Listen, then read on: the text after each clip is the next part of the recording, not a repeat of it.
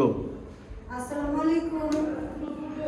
আমি water care special school থেকে কামরুন্নাহার নির্জরা বলছি, আদিলের টিচার। আমি এখন এক্সপ্রেসিভ অবজেক্ট ফাংশন নিয়ে কাজ করব। আদিল, এটা কি? কলম। Very good, high five. কলম দিয়ে আমরা কি করি? লেখি। Very good, good job. Good. আবার পরে আদিল, এটা কি? কলম। কলম। কলম দিয়ে আমরা কি করি? লেখি। Very good.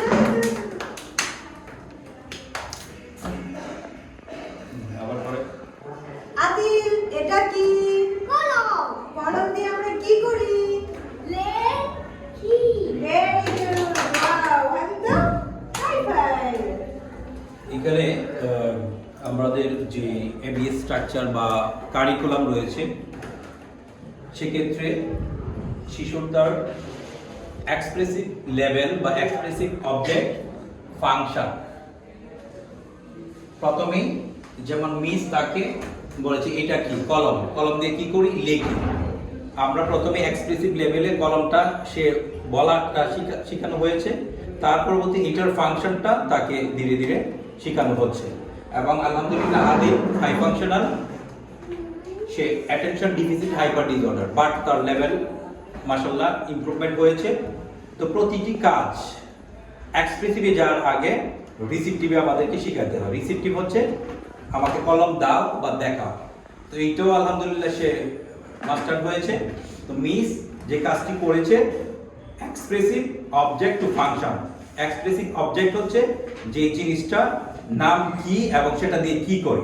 তো 3 বার তাকে ইনস্ট্রাকশন দেওয়া হয়েছে এবং সে প্রতিবারই কারেক্ট রেসপন্স করেছে যে এটা কি? কলম। কলম দিয়ে কি করি? লিখি। প্রথমবার কারেক্ট করেছে, দ্বিতীয়বার কারেক্ট করেছে, তৃতীয়বার কারেক্ট করেছে। প্রতিবার মিস তাকে রিইনফোর্সমেন্ট দিয়েছে। এই যে গিভ মি 5 দিয়েছে, গিভ মি 10 দিয়েছে, তারপর চিপস দিয়েছে। অর্থাৎ এই আগ্রহের মাধ্যমে শিশুটি বারবার কারেক্ট রেসপন্স দিয়েছে। এবং পাশাপাশি তার অ্যাটেনশন কম থাকে, আই কন্টাক্ট কম থাকার কারণে মিস তাকে অ্যাটেনশন নিয়েছে।